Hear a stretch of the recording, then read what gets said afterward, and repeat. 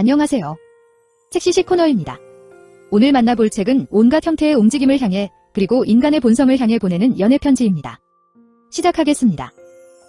베스트셀러 스트레스의 힘의 저자 켈리 맥고니걸의 신간. 움직임이 어떻게 현대의 우울증, 불안, 외로움과 같은 정신문제의 강력한 해독제가 될 수 있는지를 탐구하다.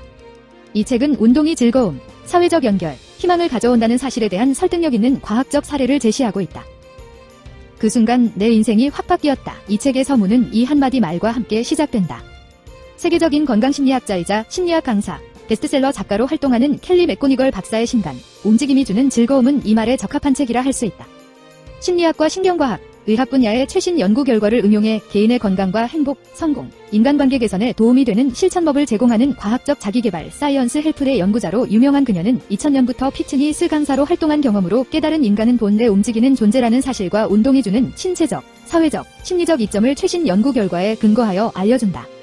인간은 정말로 움직이는 존재였을까? 저자는 인류학적, 생물학적, 심리학적 자료를 토대로 인간은 움직이는 존재였다고 말한다.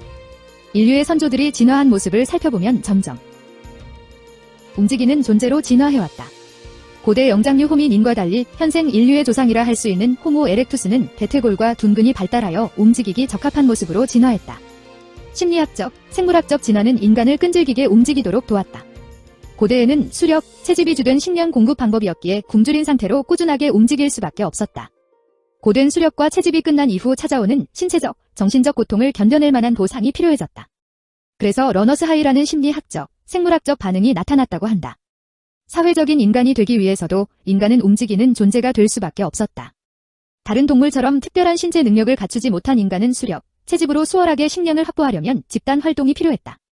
더 많이 움직일 수 있게 된 인간은 더 많은 사회적 교류를 할 수 있었으며 그로 인해 쉽게 집단 활동을 할 수 있었다. 결국 인간은 끊임없이 움직이는 존재였기에 사회적인 동물이 될 수 있었다는 것이다. 고대부터 우리는 움직이는 존재였다. 이 영향은 오늘날 우리에게도 여전히 이어지고 있다. 뭐든 상관없이 규칙적으로 운동하는 사람은 살아가는 내내 신체적, 사회적, 심리적인 장점을 누린다. 이는 사회경제적 계급이나 문화권, 더 나아가 특정한 신체 능력이나 건강 상태에 좌우되지 않는다.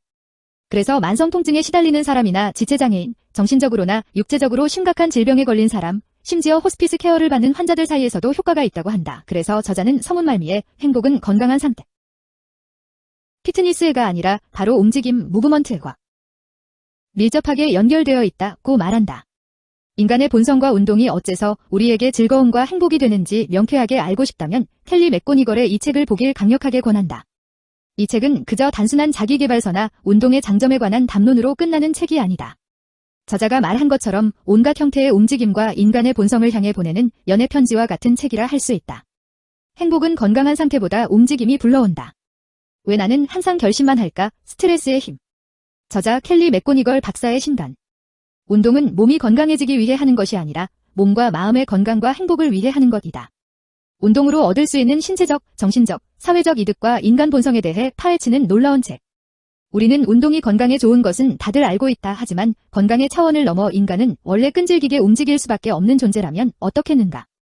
의지력의 과학, 스트레스와 친구가 되는 법 등 테드 강연으로 엄청난 호응을 받았던 켈리 맥고니걸 박사는 이번 신간 움직임의 힘을 통해 인간은 움직여야 건강하고 행복하게 살아가는 것은 물론 본래 움직이는 존재였음을 제시한다.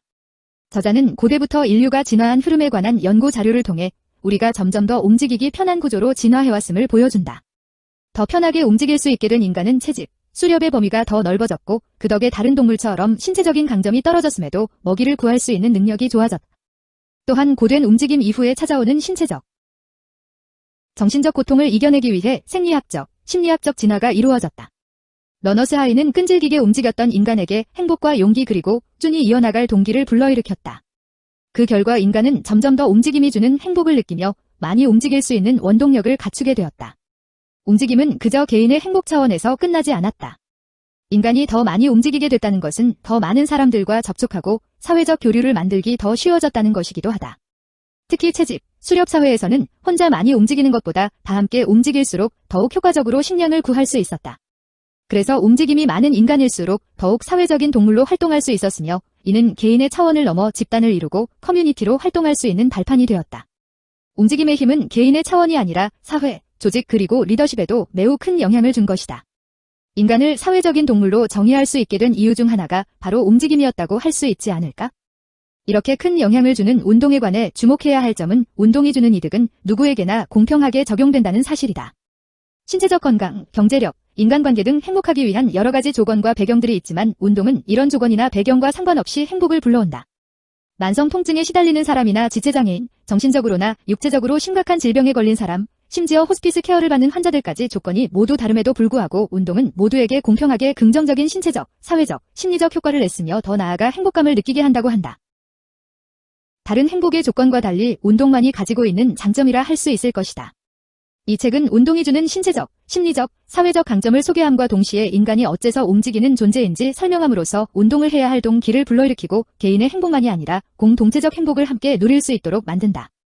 잊지 말자. 우리는 움직이는 존재였기에 행복을 누리는 사회적 동물이 될 수 있었다는 사실을. 지금까지 책시시 코너였습니다. 당신의 구독이 출판계를 살립니다. 감사합니다.